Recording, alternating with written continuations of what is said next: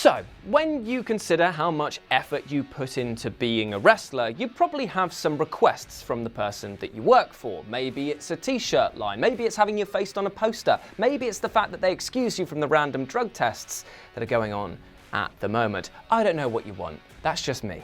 Well, when you're the champ or have enough backstage sway, then anything can become a reality. It's how I've convinced the bosses here to legally accept that Ewan from the Comics channel is my son, and it's also the same sort of clout that Adam Cleary uses to hide his crippling peroxide addiction. But sometimes things go a bit too far. With this in mind, I'm Jules from WhatCulture.com, and these are 5 times wrestling promotions were held to ransom. Number 5, Brock Lesnar. We begin this list with a wrestler who's managed to get the WWE to bend a knee without really doing much at all. When Brock Lesnar stepped foot in the UFC octagon to child push Cormier, it sent a message to the world that the big beat troop was back, admittedly in cowboy boots, and that the WWE can go hang itself. At this time of recording, he is still the Universal Champ and has, in this tenure, reportedly pushed Vince and his company to bank-busting breaking point. Now, his initial run with Goldberg was actually kind of brilliant, basically weighing up expectations versus delivery, but now, well, it's safe to say that he would much prefer to cash checks from the comfort of his own sofa. But Vince hasn't exactly pushed him to give up the belt either, and he's basically been negotiating with himself and paying Brock for the privilege. Number 4, Jeff Jarrett. At No Mercy 1999, Jeff Jarrett was asked to drop the IC title to Chyna, basically putting her as the first Intercontinental Champion who was a woman and also putting her over Jeff Jarrett's misogynistic heel. He had one response to this: sure, but I'm going to request a 6-figure salary to do it.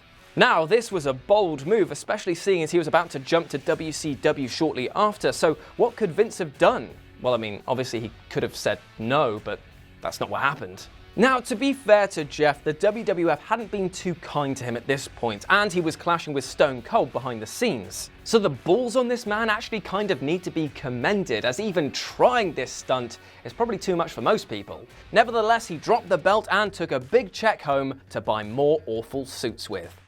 Number 3, Hulk Hogan. Hulk Hogan is pretty much synonymous with backstage politicking, so it was actually quite hard to pick one single point for this list. But if I was to choose probably the most hilarious and most brazen, it would be when he went over to New Japan in the 1990s with the WWF belt, and basically shat all over it.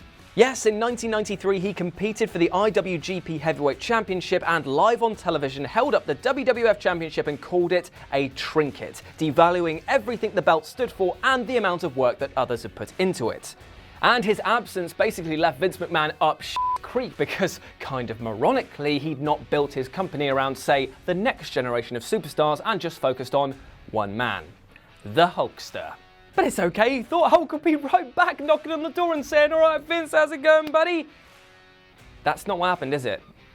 Because we know what happened with the drugs scandal. Yeah. Number 2, Bruiser Brody.